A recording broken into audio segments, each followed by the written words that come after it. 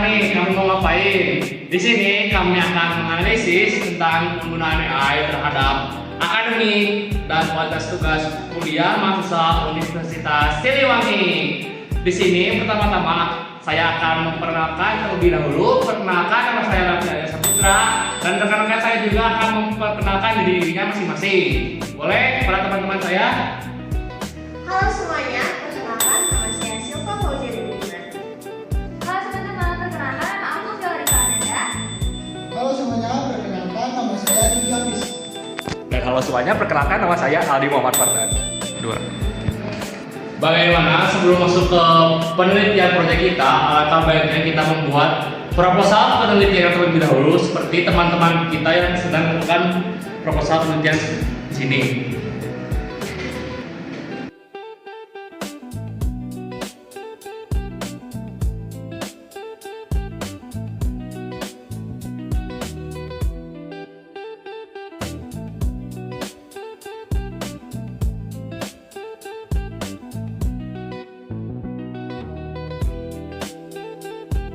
Nah, teman-teman, alasan kelompok kami memilih penelitian tentang AI terhadap kualitas tugas mahasiswa yang pertama yaitu adalah perubahan perilaku belajar terhadap mahasiswa ketika menggunakan AI. Yang kedua, dampak AI pada mahasiswa. Yang ketiga, yaitu perilaku etika akademik terhadap penggunaan AI. Nah, teman-teman, untuk proposal penelitian kita sudah selesai.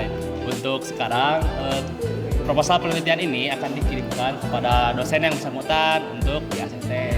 Jika sudah di ACC, kita lanjut ke tahapan selanjutnya yaitu riset penelitian dengan metodologi wawancara dan angket.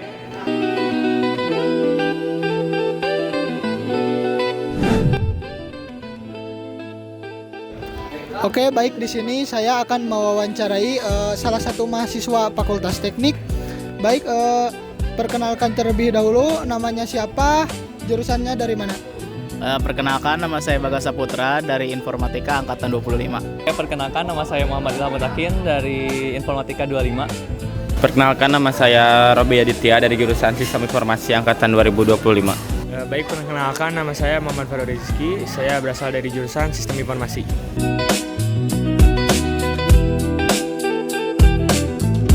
Pasti dong, karena kita kan sebagai mahasiswa juga harus bisa beradaptasi dengan perkembangan teknologi saat ini. Tentunya pasti mengubah cara belajar, mulai dari misalkan kalau ada yang susah bisa tanya AI, yang sebelumnya googling dulu kemana-mana, tapi sekarang karena ada AI ya lebih mudah kayak gitu. Ya, soalnya dengan adanya AI itu mempermudah saya untuk belajar. Ya, kehadiran AI itu cukup berpengaruh ya terhadap cara berpikir saya dan cara belajar saya juga tentunya.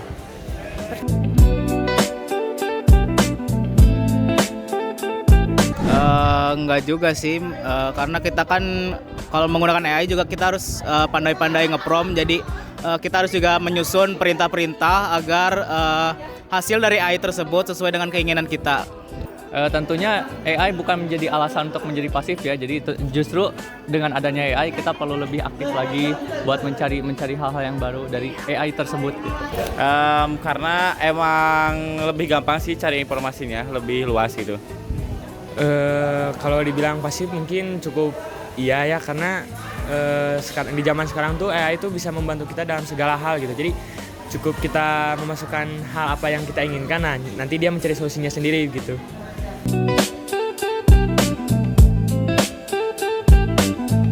Kalau jujur ya pasti masih sulit ya, soalnya karena sudah mungkin bisa dikatakan sudah tergantung dengan AI.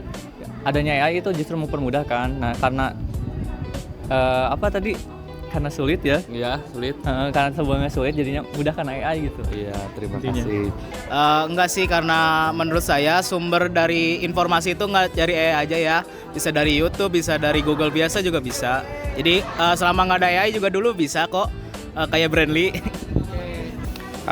Tidak sih, soalnya saya menerapkan AI itu cuma sebagai tambahan buat pembelajaran, bukan ketergantungan kepada AI.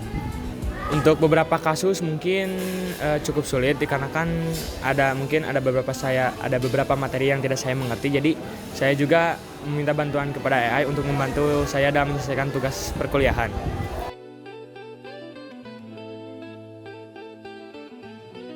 Tentu saja saya merasa bertanggung jawab karena apa yang saya lakukan di situ itu kan karena hasil saya sendiri. Nah, otomatis semua yang ada di situ tuh menjadi tanggung jawab pribadi begitu. Itu harus ya, karena kita jangan cuma asal nyalin copy paste aja, tapi kita juga harus mengerti apa isi dari hasil AI tersebut. Jadi nanti kalau misal ada yang bertanya apa sih maksud dari jawaban ini, kamu bisa menjelaskan, jadi nggak cuma belak-belakan aja. Tentunya harus bertanggung jawab, karena kita sepenuhnya tidak boleh menyerahkan tugas semua kita kepada AI ya. Jadi kita harus diolah terlebih dahulu.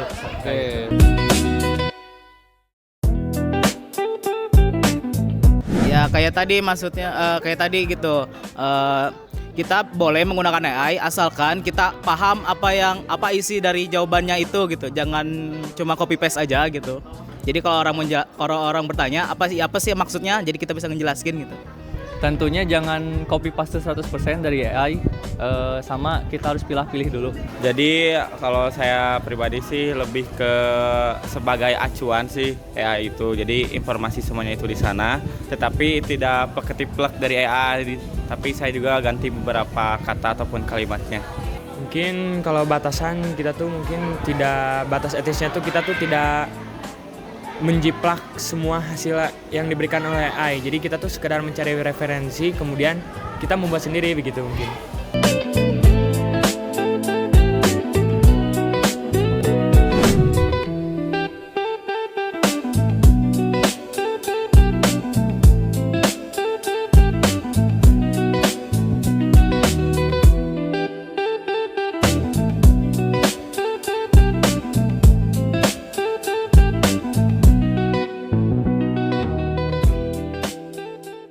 Assalamualaikum warahmatullahi wabarakatuh. Kami dari kelompok 11 akan mempresentasikan tentang analisis penggunaan AI terhadap akademik dan kualitas tugas mahasiswa Universitas Siliwangi. Terima kasih kepada Bapak Adita Widara SPD MPD dan Ibu Handara Tri Elitasari MPD selaku dosen pengampu dari mata kuliah Bahasa Indonesia. Sebelum masuk ke materi, kita akan memperkenalkan diri terlebih dahulu. Pertama-tama, saya terlebih dahulu perkenalkan, nama saya Rapiadya Saputra sebagai moderator. Selanjutnya, rekan-rekan saya akan memperkenalkan diri. Halo semuanya, perkenalkan nama saya Aldi Muhammad sebagai pemateri. Perkenalkan, nama saya Rizky Albis sebagai pemateri. Perkenalkan, nama saya Fadika Ananda sebagai pemateri. Perkenalkan, nama saya Silva Pauliani Biban sebagai pemateri. Baik, kita masuk ke materi pertama, yaitu bab 1 tentang pendahuluan yang akan dijelaskan oleh Saudari Silva. Waktu dan tempat dipersilahkan. Terima kasih kepada moderator yang sudah memberikan kesempatannya untuk memaparkan hasil penelitian ini. Yang pertama di sini ada latar belakang, yaitu pada dekade ketiga ke-21 ini AI yang kini digunakan mahasiswa melalui ChatGPT, Meta AI dan Google Gemini secara ideal. Bertujuan meningkatkan kualitas pembelajaran, tetapi kenyataannya banyak dimanfaatkan sebagai jalan pintas dalam penyelesaian tugas sehingga melemahkan integritas, kreativitas, dan kemampuan analisis. Dari sinilah maka muncul organisasi penelitian memahami pengaruh AI terhadap gaya hidup mahasiswa, dijadikan pedoman menyeimbangkan kemajuan teknologi dengan nilai moral pendidikan tinggi terutama etika dan kejujuran akademik. Selanjutnya ada identifikasi masalah. Yang pertama, terjadi pergeseran fungsi AI dari alat bantu pembelajaran menjadi sarana penyelesaian tugas instan tanpa melalui proses berpikir mendalam sehingga mengurangi esensiasi belajar. Yang kedua, muncul kekhawatiran terhadap menurunnya kemampuan berpikir dan kritis dan kreativitas mahasiswa.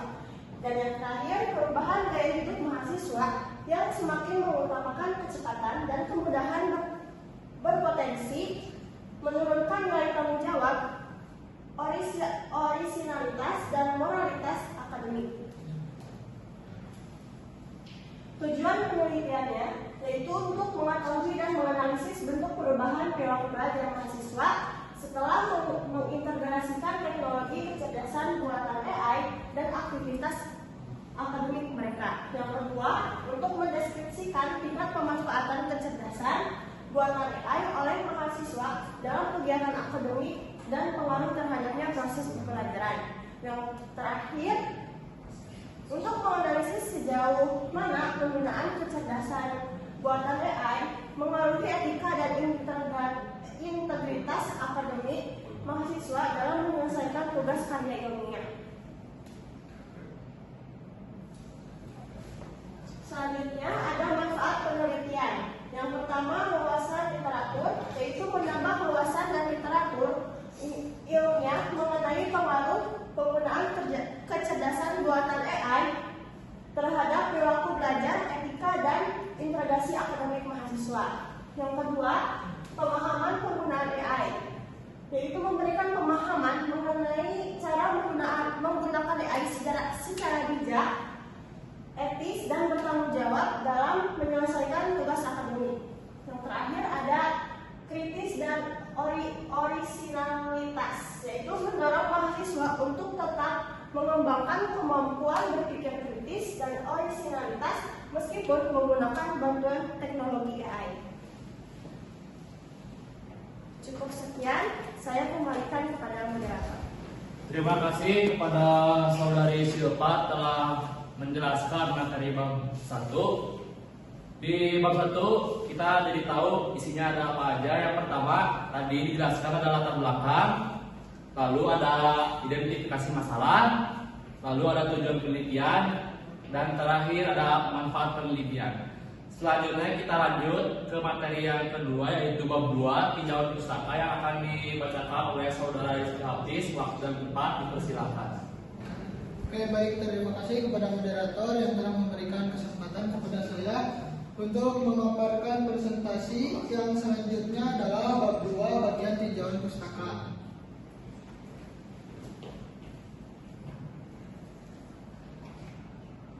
Yang pertama ada generatif AI. AI generatif menghasilkan teks, gambar, suara, dan video secara otomatis. Contohnya ChatGPT, Gemini, Copilot dalam pendidikan membantu memahami materi, mencari referensi, menulis, dan menyusun tugas. Tantangan plagiarisme, ketergantungan, dan hilangnya orisinalitas.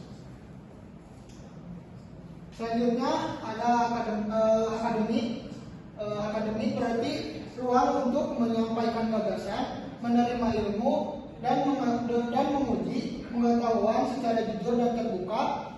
Prestasi akademik dipengaruhi intelijensi, kepribadian, lingkungan, dan self-regulation. Selanjutnya ada indikator penilaian tugas. Penilaian tugas mencakup kualitas isi, keaslian, kelayakan, serta etika. Menekankan nilai humanis, yaitu kejujuran, tanggung jawab, sopan santun, dan anti ujaran kebencian. Next.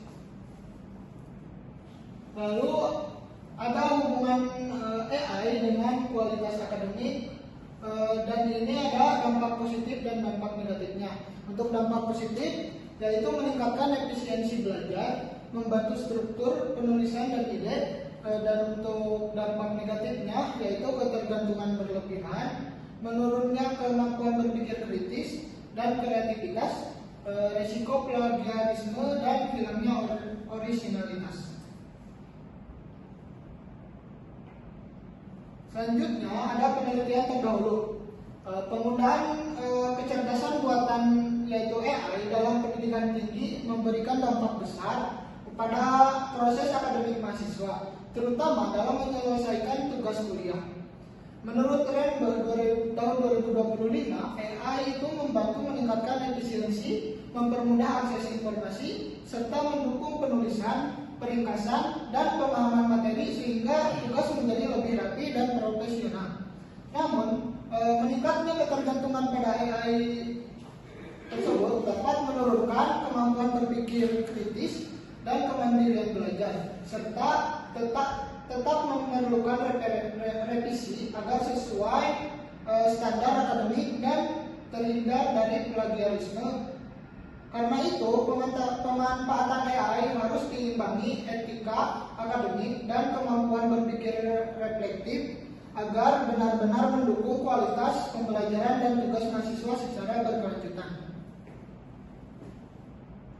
Baik, terima kasih. Cukup sekian dari saya. Saya kembalikan lagi kepada moderator. Terima kasih kepada Saudara Rizky Hafiz telah menjelaskan tentang materi bab kedua, yaitu tentang pinjaman pustaka. Di sini kita jadi tahu bab 2 itu menjelaskan tentang apa saja. Yang pertama ada tadi generatif AI, yang kedua ada akademik, yang ketiga ada indikator penilaian tugas, yang keempat ada hubungan AI dengan kualitas akademik, yang terakhir ada penelitian terdahulu. Selanjutnya kita lanjut ke materi selanjutnya, yaitu bab 3 tentang metodologi yang akan dijelaskan oleh Saudara Aldi. Waktu dan tempat saya persilakan. Oke, baik, selanjutnya saya akan menjelaskan bab 3 yaitu tentang metodologi. Oke, pertama metodologi penelitian. Jadi penelitian yang digunakan adalah penelitian kuantitatif dengan pendekatan deskriptif asosiatif dan wawancara sebagai untuk memperkuat data. Subjek dan lokasi penelitiannya. Untuk subjeknya kita menggunakan mahasiswa Universitas Siliwangi, khususnya Fakultas Teknik seperti informatika, elektro, sistem informasi, dan sipil. Dan untuk lokasinya sendiri juga ada di Fakultas Teknik Universitas Siliwangi kampus Subang. Oke, selanjutnya yaitu teknik pengumpulan datanya itu ada 2 jenis. Yang pertama angket untuk mengukur pemanfaatan AI, perubahan perilaku belajar, dan etika akademik. Lalu yang kedua ada wawancara untuk menggali alasan penggunaan AI, etika, dan persepsi mahasiswa. Selanjutnya yaitu teknik analisis data. Untuk angket kita menggunakan analisis data frekuensi, presentasi, minat rata-rata, dan standar deviasi. Sedangkan untuk wawancara kita menggunakan analisis tematik, yaitu tema, perilaku, etika, dan ketergantungan. Terima kasih kepada Saudara Aldi telah menjelaskan bab 3 tentang metodologi. Di sini Aldi sudah menjelaskan tentang metodologi penelitiannya, subjek dan lokasi penelitiannya, dan juga teknik pengumpulan data, lalu ada teknik analisis data. Selanjutnya materi bab 4 hasil penelitian. Di sini bab 4 ini dibagi menjadi 2 subbab. Yang pertama ada subbab hasil penelitian angket, lalu subbab kedua hasil penelitian wawancara. Subbab pertama akan dibacakan oleh Saudara Aldi. Waktu dan tempat dipersilakan. Oke, di sini saya akan menjelaskan hasil penelitian angket. Oke, silakan saja. Pada teknik pengumpulan angket ini, instrumen penelitian yang digunakan dalam penelitian ini berupa kuesioner dan pedoman wawancara. Kuesioner disusun berdasarkan indikator dari masing-masing variabel menggunakan skala Likert 1 sampai 5. 1 yang artinya tidak setuju dan 5 artinya sangat setuju. Yang jelaskan di bawah sini ada warna-warna. Kalau ungu berarti sangat setuju, hijau setuju, kuning netral, merah tidak setuju, dan biru sangat tidak setuju. Oke, selanjutnya di sini juga ada beberapa subbab materi, yaitu subbab pertama yaitu penggunaan kecerdasan buatan. Yang pertama, saya menggunakan AI untuk membantu menyusun atau memperbaiki tugas kuliah. Di sini responden mayoritas menjawab setuju. Nah, lalu soal kedua yaitu saya sering menggunakan AI untuk membantu memahami materi kuliah. Di sini responden menjawab mayoritas dengan sangat setuju. Lalu pertanyaan ketiga, saya lebih memilih untuk menggunakan AI daripada mencari referensi dari buku atau jurnal. Di sini responden menjawab lebih netral. Oke, selanjutnya pertanyaan keempat, saya merasa hasil belajar saya sangat meningkat setelah menggunakan AI. Di sini responden menjawab netral. Lalu pertanyaan terakhir dari sebuah penggunaan kecerdasan buatan, saya menggunakan AI sebagai inspirasi untuk mengembangkan ide pribadi, bukan untuk mencari seluruh isi. Di sini benar sepakat gitu bahwa itu sangat setuju. Oke, selanjutnya subbab kedua yaitu tentang perubahan perilaku belajar. Yang pertama, saya menjadi lebih mandiri dalam belajar setelah menggunakan AI. Di sini supaya lagi responden menjawab netral. Lalu pertanyaan kedua, saya merasa lebih termotivasi untuk belajar dengan bantuan AI. Di sini responden juga sama jawabannya netral, di sini banyak setuju juga. Lalu pertanyaan ketiga, AI membantu saya memahami materi lebih cepat dan efisien. Di sini responden sepakat untuk setuju atas pertanyaan ini. Lalu pertanyaan keempat, saya menjadi terlalu bergantung pada AI dalam menyelesaikan tugas kuliah. Di sini responden juga menjawab netral, ya, mayoritas menjawab netral. Lalu yang kelima, saya memahami bahwa menyalin hasil dari AI tanpa modifikasi termasuk tindakan plagiarisme. Di sini responden spontan dan mayoritas menjawab sangat setuju bahwa menyalin hasil dari AI tanpa modifikasi termasuk tindakan plagiarisme.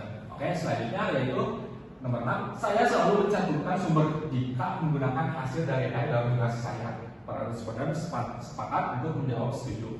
Oke, selanjutnya nomor 7, saya memahami bahwa menyalin hasil dari AI tanpa modifikasi termasuk tindakan plagiarisme. Di sini responden sadar gitu bahwa menyalin AI tanpa modifikasi termasuk tindakan plagiarisme berdasarkan hasil paket tersebut. Lalu pertanyaan terakhir, saya hanya menggunakan AI untuk membantu bukan menjadikan hasil kerja pribadi. Di sini juga responden sangat setuju untuk pernyataan tersebut. Oke, selanjutnya yaitu subbab terakhir tentang kualitas tugas kuliah. Oke, pertanyaan pertama, saya merasa tugas yang dibuat dengan bantuan AI menjadi rapi dan terstruktur. Di sini dengan pernyataan ini responden setuju dengan hasil. Lalu pertanyaan kedua, saya merasa tugas yang dibuat dengan bantuan AI memiliki isi yang lebih lengkap dan relevan. Nah, untuk pernyataan di sini responden memilih netral. Oke, selanjutnya nomor 3, saya merasa puas dengan hasil tugas yang saya kerjakan menggunakan bantuan AI. Responden sepakat bahwa pernyataan itu adalah benar dan benar, ini setuju. Untuk nomor terakhir, saya tetap menambahkan ide dan gaya pribadi agar tugas saya tidak sepenuhnya bergantung pada AI. Dan terjadinya dari sini hasilnya itu netral. Baik.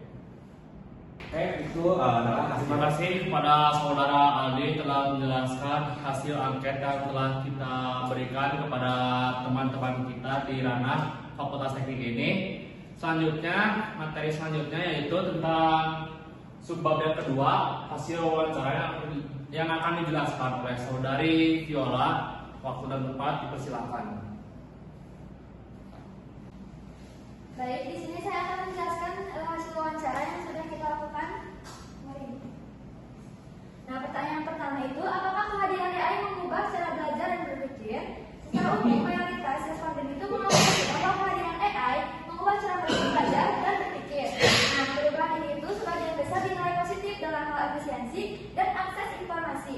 Namun, disertai dengan catatan kewaspadaan mengenai ketergantungan dan validitas jawaban. Pertanyaan kedua itu, apakah AI membuat Anda menjadi lebih pasif dalam mencari solusi sendiri? Pada hasil wawancara ini itu menunjukkan adanya perbedaan pendapat di antara salah responden. Itu terbagi menjadi dua kelompok. Yang pertama ada kelompok mayoritas, itu mereka menolak anggapan bahwa mereka menjadi pasif. Mereka berargumen bahwa menggunakan AI itu justru memerlukan keaktifan berpikir kritis, formulasi prompt, dan verifikasi. Sedangkan menurut kelompok minoritas itu mengakui secara jujur bahwa kemudahan AI membuat mereka malas berpikir dan ketergantungan pada jawaban instan. Muncul temuan menarik bahwa pasif atau aktif itu bergantung pada tekanan waktu atau deadline dan kesulitan tugas.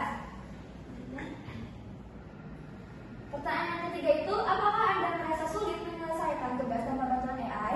Jawaban responden untuk pertanyaan ini sangat bervariasi, tidak ada jawaban yang mutlak atau mendominasi total, melainkan terbagi menjadi 3 kelompok. Yang pertama itu ada kelompok mandiri, yang kedua kelompok situasional, dan yang terakhir itu ada kelompok ketergantungan.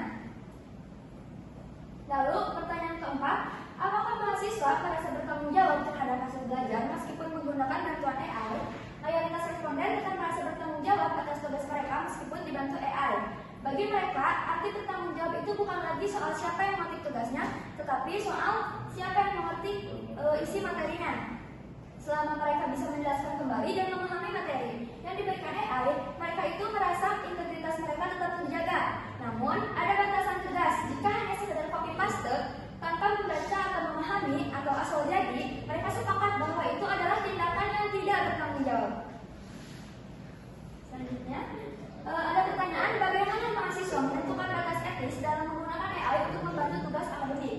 Nah, di sini itu intinya respondent itu menetapkan aturan main sendiri agar tidak menggantikan peran mereka sebagai penulis. Etika dijaga dengan cara mengerjakan tugas terlebih dahulu sebelum bertanya pada AI, lalu melakukan parafrase dan verifikasi jurnal. Bagi mereka, garis batas pelanggaran etika adalah penyalahan total sehingga penguasaan materi secara lisan menjadi bukti utama bahwa karya tersebut tetap murni milik mereka, bukan buatan robot. Lalu di sini ada pembahasan AI itu meningkatkan efisiensi belajar dan digunakan secara luas, tetapi mahasiswa itu tidak sepenuhnya meninggalkan buku atau jurnal. Sikap netral pada angket itu menunjukkan ketergantungan fungsional, yaitu bergantung pada AI hanya saat materi sulit atau waktu sempit. Mahasiswa memandang AI sebagai pemantik ide, bukan pengganti penuh proses belajar. Kesadaran etika tinggi mayoritas menolak plagiasi dan selalu memeriksa serta memodifikasi output yang dihasilkan oleh AI. Sekian yang bisa saya sampaikan, saya kembalikan kepada moderator. Terima kasih. Terima kasih kepada saudari Viola telah menjelaskan tentang hasil wawancara. Sudah dijelaskan oleh Viola hasil wawancara, jawaban-jawaban para audiens sangat memuaskan bagi kita karena jawabannya pada bagus. Materi selanjutnya yaitu tentang saran kesimpulan yang akan dibacakan oleh saya seorang.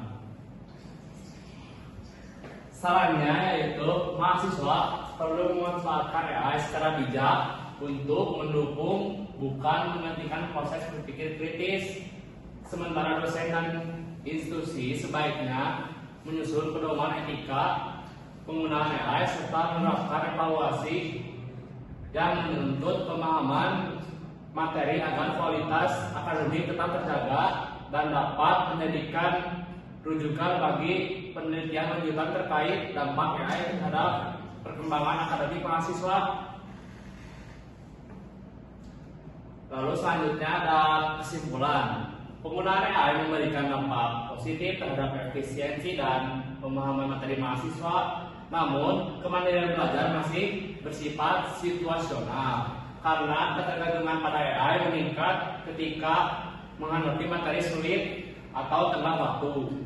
Meskipun mahasiswa tetap menunjukkan kesadaran etika akademik dengan menggunakan AI sebagai alat bantu tanpa mengabaikan tanggung jawab dan orisinalitas karya. Mungkin sekian dari presentasi dari kelompok 11. Mohon maaf jika ada salah menyampaikan materi atau kurang dalam menyampaikan materi. Terima kasih. Wassalamualaikum warahmatullahi wabarakatuh.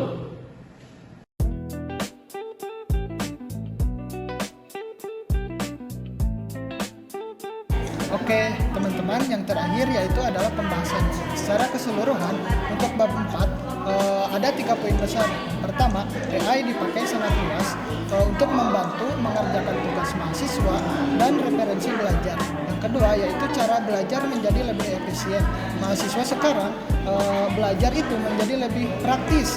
Mereka memakai AI untuk menghemat waktu dan apalagi ketika tugas banyak dan beban kuliah yang sangat berat.